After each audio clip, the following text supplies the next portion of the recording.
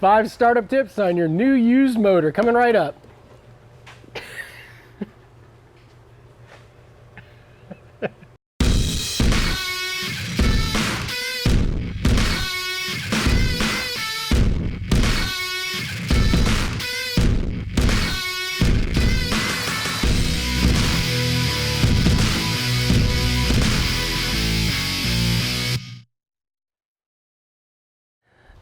All right, today, 5 things that you need to check before you start up your used motor. But first, hit the subscribe button. There's too many Volkswagens out there just rotting away in the woods, and you can help.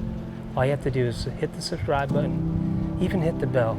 Just one little bell will save a Volkswagen from rotting away. Okay, back in. All right, What do you need to do first? first thing you want to do is check your oil. Should have oil in it.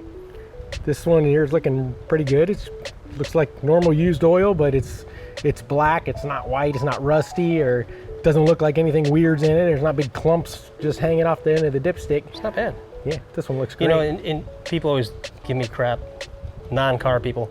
Why do you smell it? Well, you can smell if it's burned, or if you smell it burned, you need to look deeper into the motor. Yeah, exactly. So Exactly. One These things run off of oil, so Right. there's You need oil. There's no water in it, so you need oil to work. one thing I have been doing lately is I got this little bore scope, found it on Amazon, and you can actually check inside the cylinder.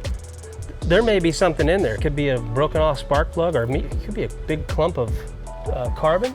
I mean, people have dropped tin screws down into spark plug holes. Right. If you don't want to turn it over with that in there, so even if you would attempt to try to turn your engine over, don't spin it all the way around. Just back and forth just a little bit, because you want to check down in the cylinders first. So we'll pull all the spark plugs out, check down inside the cylinders with the bore scope here, and just kind of look all the way around the edge of the piston, where it's going. Try to look at the cylinder wall and just see if you see any rust scales or anything like that on there.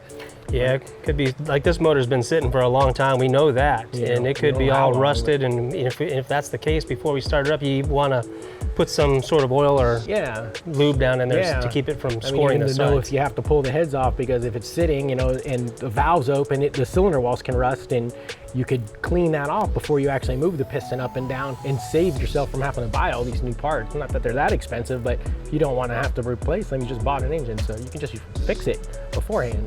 Popping the head off isn't the end of the world. No, Not on these. not on these. Let's take a look inside real quick. Yeah. Okay. All right, you're going to want to do every spark plug hole. You just pop it out.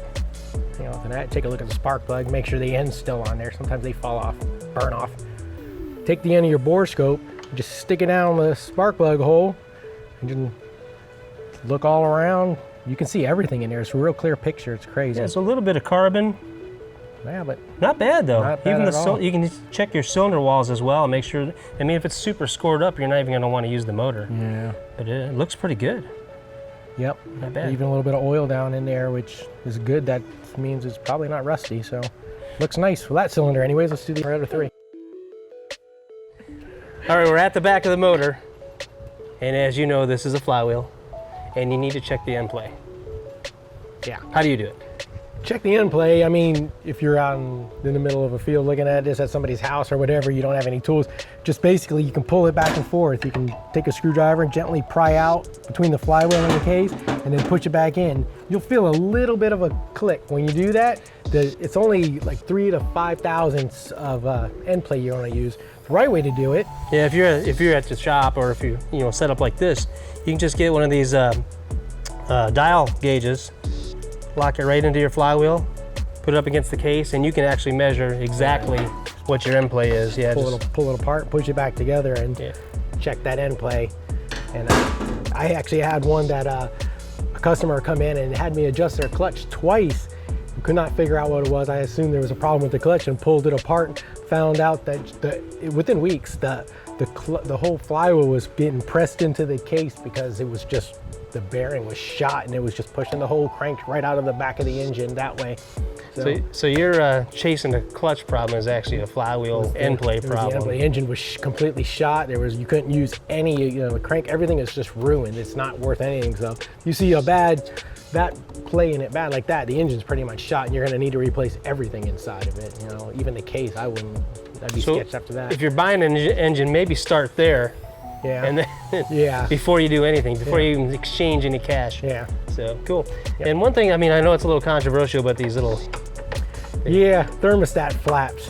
You know, we live in Florida. It's always hot. Yeah. You know, I start up in the morning, mine's already warmed up. So, but you know, on these, they say that they'll actually having the flaps in there, even if you don't use a thermostat, directs the wind over the cylinders. My bus doesn't have them, and I've never had any overheating issues, and I even have AC on my bus now, so still don't have any issues. But being this flopping around like that, this is really bad because one way or another, these are closed. And obviously the thermostat's not hooked up or they wouldn't be flopping around like that. So at, you know, best case, before you put this engine in, wire the thermostat open. Yeah, you don't, I mean, if you want it working, but if it's not working, make sure it's open. Yeah. To get that airflow going. Yeah, if it's blocked off, it's gonna overheat within seconds. And Yeah, so you're gonna wanna make sure this little piece here is working. yeah, keep it wired open. And one more thing to check. Last thing we're gonna do is check inside the valve covers. Check the rocker arm, make sure the push rods are connected and that kind of stuff. Yeah, you want those.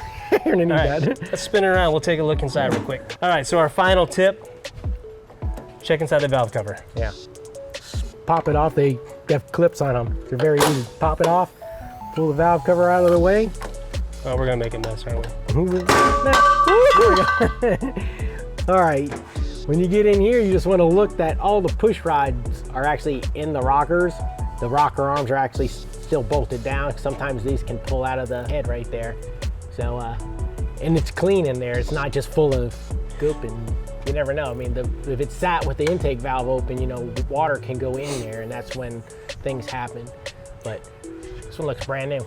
Yeah, and if you feel that they're out of adjustment, might want to take a few minutes and do that real quick before you start it. Yeah, you should definitely just adjust the valves because that's something that needs to get done regardless. So. You see that valve cover flying. Oh, we got to replace it. It's got a big dent in it. No, that's pretty. Actually, it looks pretty good. I mean, for Nice and clean how in old there. these things are, heck yeah. Yeah, this All one's right. perfect. It's ready to go. Fire it up, throw it in, Let's go. put it in my golf cart. Let's do it. Scooter. All right. If you guys want to be part of our little community here, Ryan's Facebook's actually pretty cool. It's got a lot of information in there. We're always What is it? At demonmotorsportsusa.com. Yeah. Or is that it? I No, believe that's what the it is. website. Anyway, I'll put a link in the description for the Facebook. And don't forget to subscribe. Definitely subscribe and like. Keep us busy. Tell us what you want to see. All right. See you guys. See ya.